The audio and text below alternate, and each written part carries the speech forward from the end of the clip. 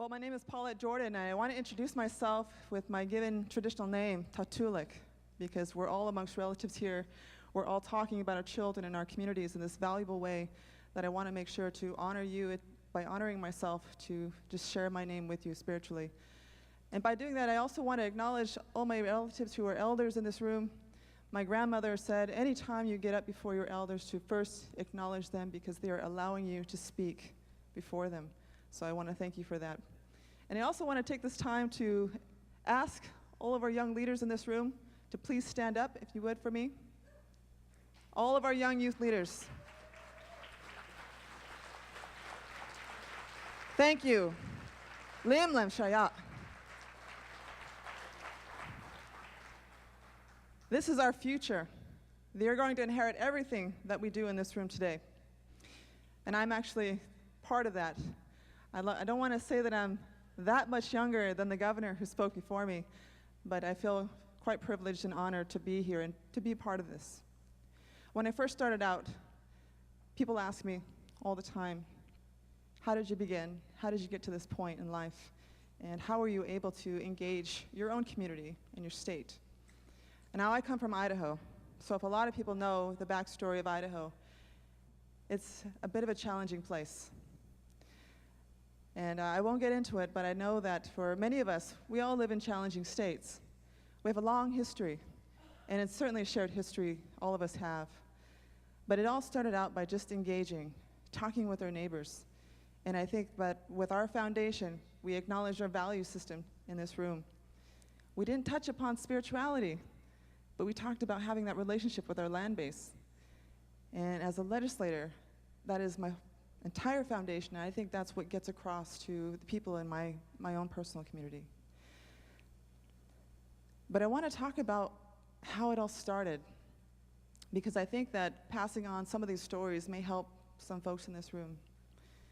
And I want to go back to as far as when I was 5 years old. My Tupiat, we had a memorial, a giveaway. It was an honoring, and she brings me up. She was in her 80s, and she said, Tupi, I want you to come up here and just say thank you and acknowledge everyone in this auditorium. It was an old gym, and I'm just a little 5-year-old kid, but she handed me the mic, and she just said, just say what's in your heart. So I acknowledged everyone, I thanked them. I was nervous, I was shaking, but at that moment I realized my mother, my grandmother, they instilled the respect just by showing me respect, and then the value that they had in me to basically take on this role in the community. And they were showing me at a young age what that meant to them. And so it started very young, and I want people to know that it doesn't just start, in your high school years, your college years. You have to start our young people at an early age. When I was 9, my grandfather took me to the local college, University of Washington, family institution, and he said, you can go here. You can go anywhere you want in the world, but I just want you to know that you can go here. And I think that's critical to show our young people they can do this. Be the mentors, guide them to these locations, take them there. And that's what I love about what we're doing, because in this room, we're here to work with one another. We have our youth that want to engage. They want to know more about our culture, our traditions. We're having language immersion courses, building language immersion schools. We're talking about ways to revitalize our people at the root. And I need that. We all need that. But I think that's what we have to start talking about. And I see that even within the entire culture of the United States. A lot of folks are now reaching back to what are our roots. And I think that it's fortuitous for us to say we have a lot to reach back because our roots are very deep. And I'm looking at a lot of my elders in the Northwest that are here this morning, and I benefited from them and their knowledge and their teachings. So I can tell you as a young person that just by their acknowledgement, when they take the time, whether it's a minute or 2 minutes, just to say, oh, good morning, or Limlims, thank you, or I'm glad you're here today, or you're beautiful, we can't wait to see how you'll turn out in the few years to come. That gave me encouragement and inspired me every day to be bigger and better And so I hope that at some point that you'll be able to take the time to take one of the young people in this room and do the same. And when you go home, certainly reach out, because that's our responsibility as tribal leaders, is to reach out to our youth councils and try to engage them in some way or another. And in fact, we're doing this nationally. We're doing it in so many ways that I think that as long as we start to realize that, one, working at home is best, but looking at what we're doing nationally through the White House. We just had this Generation Indigenous conference with our young people, and it was amazing to see them connect with cabinet leaders, the First Lady, who is an extension of the President of the United States, and they were able to come together and talk about the issues that were most pertinent to them, talking healthcare and education, their future, their inheritance of the world. What is that going to look like, and how can they start that discussion today? And not saying that they're future leaders of tomorrow, but saying that they're leaders of today. And this is what I want to do as a leader of today. I want to be involved. I want to be engaged. And as we say, we want to plug in, because that's society. But we have to plug them in. We have to allow that. And my responsibility today, I think, is to just remind our folks, because it's hard. We get so caught up in our daily life. One thing that I remind myself is to take one of my young sisters in the community and just make them my date. We'll go to a dinner, and they'll meet legislators, they'll meet senators, they'll meet people in the political arena, people in the business arena, and it opens their eyes, and they'll walk away learning something from that evening. But that's a benefit not just for me or them, but the entire community. And I think that's also a great opportunity for all of us to think about, how do we get our young people to follow in these roles? Because we're not going to be here forever, and we want to ensure that they're ready and they're prepped. So when I was asked to be here, I was told, we need to hear your story. And the story was just about, how do you build community? Were you able to engage your citizens? Now, those who don't know me, I have a unique story. I'm a Democrat, a woman, native in northern Idaho, and it's a challenging place to get elected.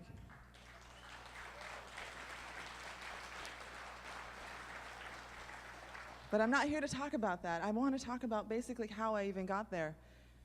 It was all just a matter of talking to the people. Everyone, even in the non-tribal community, they asked me the same thing. How do we get our young people to be involved?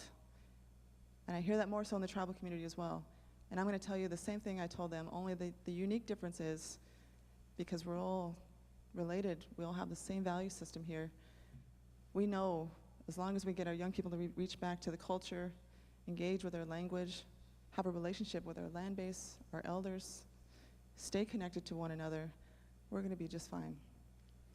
But with the non-tribal community, what I said to them is, my elders in the tribe, they taught me that if you're ever going to go out and do anything to make a difference, you have to ensure that they know where you're going. You have to share your vision. But you have to be humble, honest, respectful, maintain your integrity. And the way you do that is by how you are able to portray and communicate your message. So I would go into these people I don't know, their homes, non-tribal people I've never met.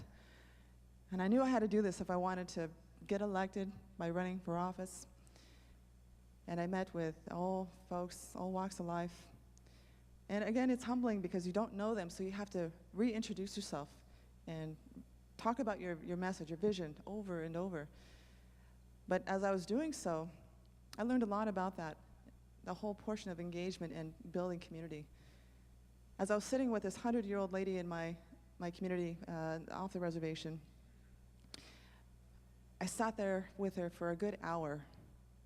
I got slammed by my campaign team because they said, you spent an hour with that lady, you could have spent 15 minutes with 30 other people.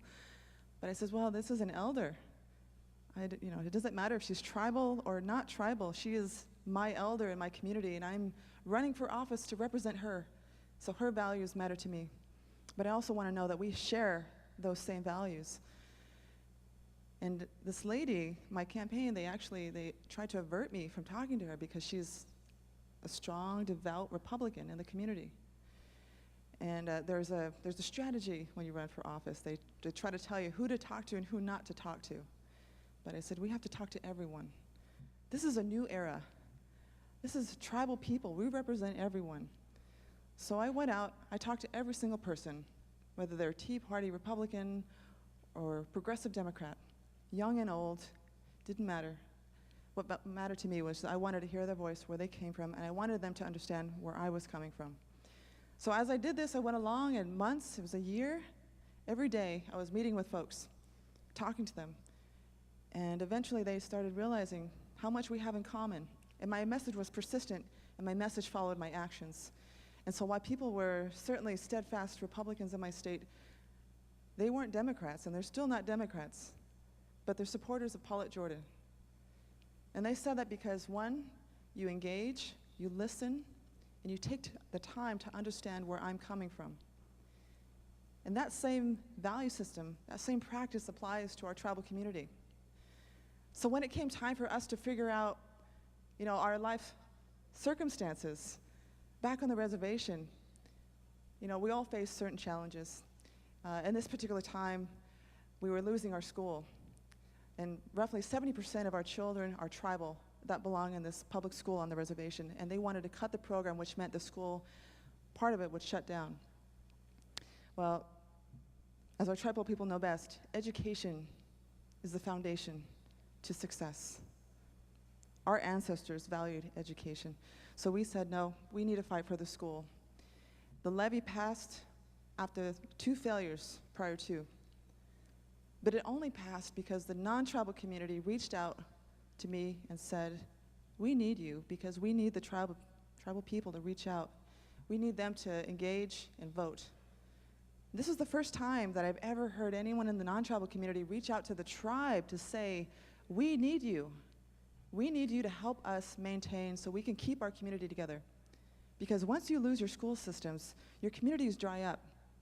Economically speaking, people are going to be driven to where it's best to live, where it's best to raise your children. You want to raise your children in a good school system where there's good housing, good infrastructure.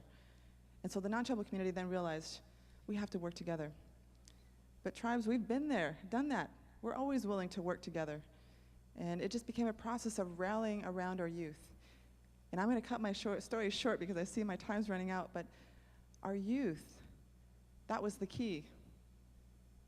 And I'm going to circle the story back how it began, because we had to use and utilize our young people.